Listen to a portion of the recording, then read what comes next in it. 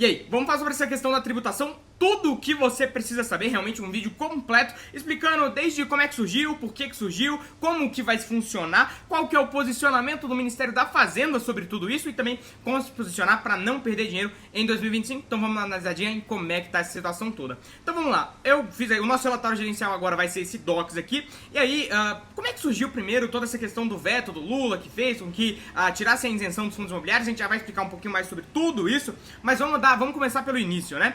Hoje não é uma novidade para ninguém que o governo vem gastando mais do que arrecada, o que gera um resultado primário, né, um déficit para todo o país, e as dívidas não param de aumentar, a dívida pública não para de aumentar, as despesas não param de aumentar, enquanto a arrecadação tenta acompanhar isso. E para tentar acompanhar isso ao máximo possível, a gente entra na reforma tributária, que é uma forma não só de arrecadar mais, claro, quando você faz uma reforma tributária, sempre tem espaço para você colocar novos, ou tirar coisas antigas e colocar coisas novas para você ter uma arrecadação maior, e também a reforma tributária era o objetivo principal dela para poder simplificar os impostos. Então, todos aqueles impostos, ICMS, IPIS, CONFINS, tudo isso viraria dois impostos, o CBS e o IBS. E aí, nesse caso, nessa brincadeira toda, começaram a olhar para as antigas leis tributárias, e numa delas estava ali vários e vários artigos, mas um deles comentando sobre a isenção dos fundos imobiliários. E aí, o pessoal lendo ali,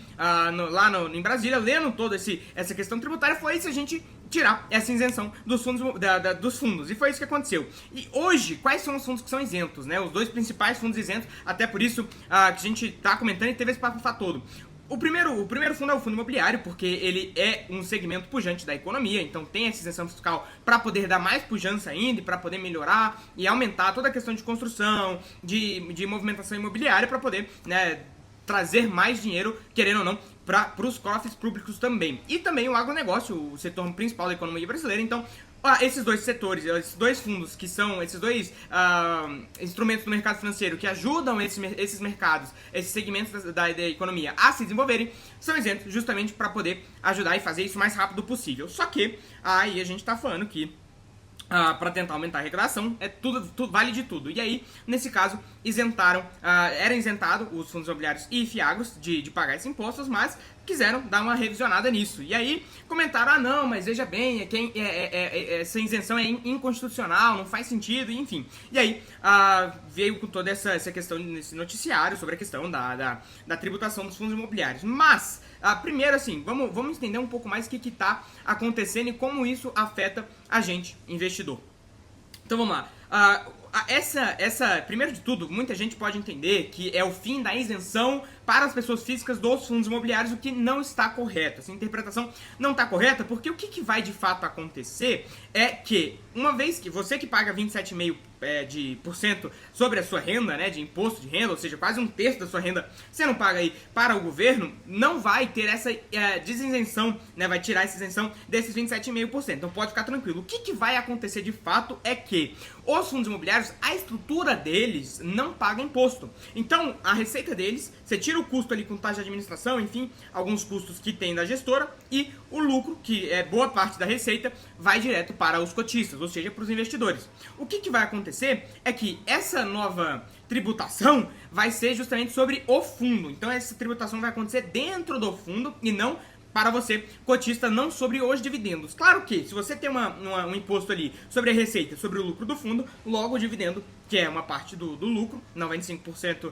a cada semestre, vai diminuir também, porque você está tributando a receita, você está tributando a fonte, e aí, logo, você vai ter uma diminuição dos dividendos. Mas não vai ser de 27,5%, já se fosse na questão do dividendo, para quem tem, para quem paga essa alíquota de imposto. Inclusive, eu quero mostrar um negócio muito interessante para vocês, do seguinte, né? Aqui a gente tem os gastos do governo, enfim, gastos com juros, gastos com tudo que é possível você imaginar, e aí a gente tem o resultado negativo, né, do governo. Enfim, a gente tem aqui essa questão de todo o déficit que a gente vem enfrentando ano após ano. E aí é muito interessante comentar com vocês o seguinte: hoje, como é que vai funcionar? Eu, inclusive, vou pesquisar aqui com vocês para vocês verem, né, essa questão toda calma aí.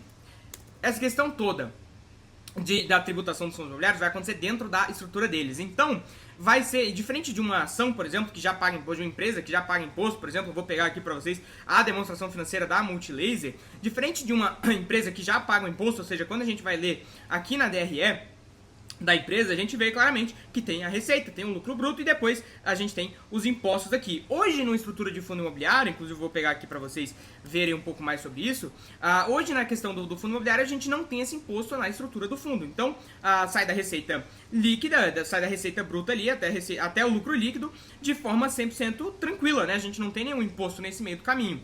Só que, né, o objetivo é justamente colocar uma alíquota de imposto não nos dividendos, mas sim aqui na estrutura deles. Então, saindo da receita, aí aqui a gente teria um gasto a mais com impostos, né? Então, acabaria que diminuiria o lucro e logo, por consequência, o dividendo do fundo também. Então, é muito importante a gente ter isso em mente. E aí, isso afetando o fundo, afetaria o investidor, mas o mais interessante é entender o seguinte: essa alíquota ela vai ser feita de forma progressiva. Então, para quem se desesperou, inclusive é um ponto que eu quero comentar, que para quem se desesperou e não entendeu o que estava acontecendo e saiu vendendo, a gente teve uma queda forte aí de 2, 3% no IFIX desse anúncio, né? Para quem se desesperou e saiu vendendo, vamos entender um pouco mais, porque isso não afeta os fundos imobiliários até 2029. Então, se você vendeu em 2025 já desesperado, saiba que você tinha 4 anos que você podia tomar essa decisão muito mais com calma, com muita mais calma, bem mais tranquilo, e você foi afobado, né? Inclusive, assim, se você tem algum colega que está afobado, já pega esse vídeo e envia para ele entender o que está acontecendo, como é que vai funcionar, por que os fundos imobiliários vão pagar o CBS e o IBS, né? Por que esse veto da isenção, não dos dividendos, mas sim da estrutura do fundo, teve esse veto, né? Então, como isso vai funcionar, e aí sobre a questão da progressividade. Por quê? Toda decisão, essa decisão ainda tem que passar pelo Congresso, e o Congresso só vai começar, né, realmente a tomar essas decisões a partir de fevereiro. Então a gente, primeiro, já tem mais de um mês aí para o Congresso aprovar ou não essas medidas. E a gente já teve um posicionamento do Ministério da Fazenda, que é quem controla toda essa questão das finanças, dizendo que não é a intenção, a gente já comenta um pouco mais sobre isso. Mas, de toda forma, a gente tem a progressividade. Então, o Lula vetou. Se o Lula vetar, o Congresso vetar, a Câmara vetar e todo mundo vetar, beleza. Essa lei só começa, esse veto só começa a valer a partir de 2026, ou seja, um ano. Então a gente tem um mês até o Congresso votar, e aí a gente vai ver o que eles vão fazer. E aí a gente tem um ano até 2026, que é quando vai entrar em vigência. Mas vai entrar em vigência total? Não, vai entrar numa vigência mínima, vai ser uma alíquota de teste, 0,0 nada, pra gente realmente só ter essa alíquota entrando em efetividade. Aí, a gente vai ter 2026 com essa alíquota de teste, 2027 e 2028 com a alíquota marginal, quase inexistente, e 2029 é quando realmente começaria a entrar uma alíquota maior, mas a alíquota de verdade, grande, que começaria a impactar de fato, que você veria o seu dividendo diminuindo, entraria em vigência só para 2030. Então, você vendeu um negócio em 2025 de algo que só vai começar a afetar os fundos imobiliários em 2030. E vai afetar em qual nível, né? Isso é interessante comentar também. Vai afetar, acredito eu estimo, de 3 a 10%. A gente já comenta um pouco mais sobre como que vai afetar os fundos imobiliários na prática, mas se vai afetar de 3 a 10%, quem vendeu e, enfim, tomou já sofreu essa...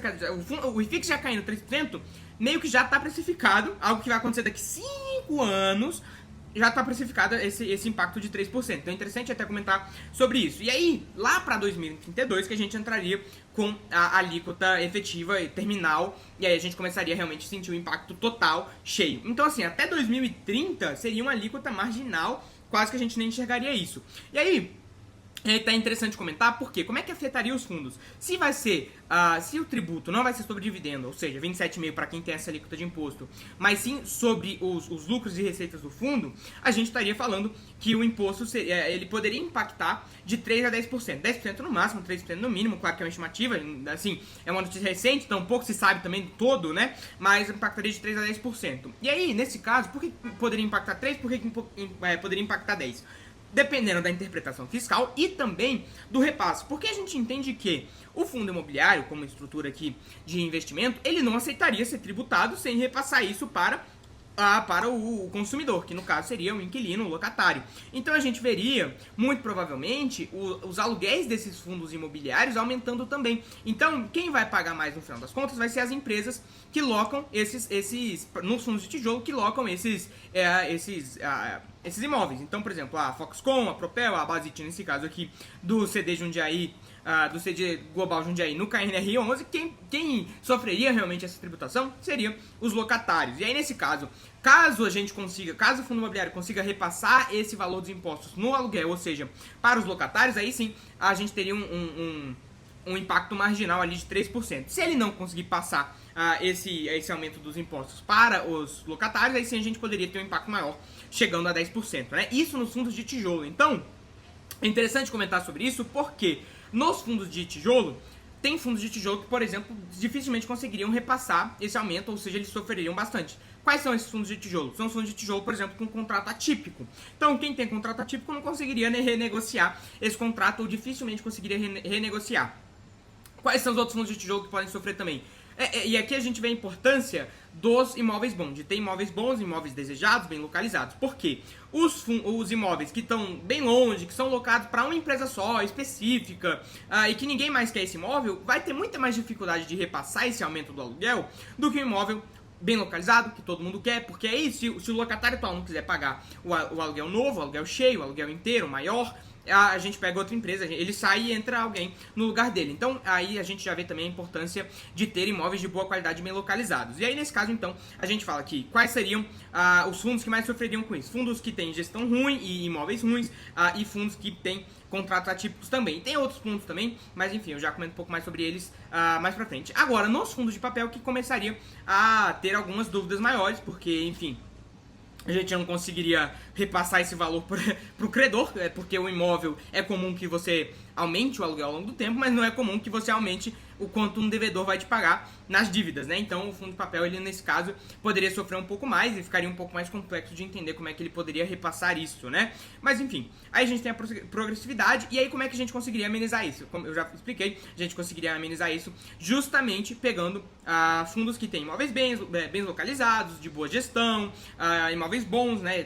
Com um padrão construtivo interessante, que tem bastante interesse, tem bastante demanda, e também pegando os fundos de tijolo, né? Eles amenizariam isso do que um fundo de papel, que teria uma complexidade um pouco maior. E aí, nesse caso, a gente teve toda essa questão dessa movimentação, inclusive, para você que ficou aflito e vender as suas cotas, não faça isso, tá?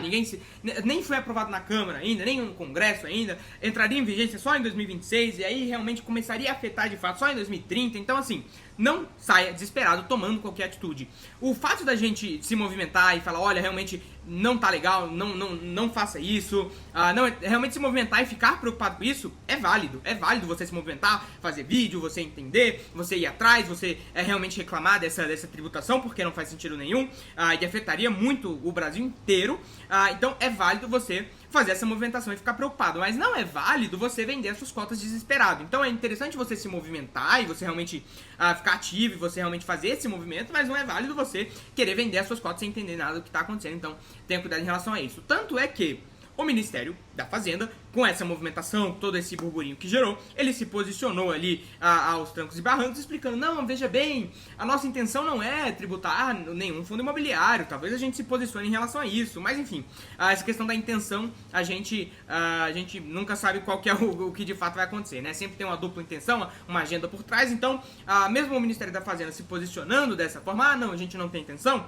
pode ser que venha a acontecer de fato, então até por isso tô trazendo esse vídeo, mas não fique desesperado para vender suas cotas, fique desesperado para gerar esse movimento e ficar revoltado, mas não para vender as suas cotas e aceitar esse prejuízo aí que você está sofrendo. E enfim, é interessante comentar sobre isso de toda forma, e o Ministério da Fazenda já se posicionou dizendo que não é a intenção, é realmente de fato tributar os fundos imobiliários, né? E aí assim, eu tenho alguns recados. O primeiro deles é o seguinte: se você realmente ficou afobado, você quis vender as suas cotas, primeiro assim, eu tô bem tranquilo, inclusive eu fui comprando cotas durante essas quedas do mercado, porque nunca foi um imposto ou alguma coisa que deixou alguém de produzir riqueza.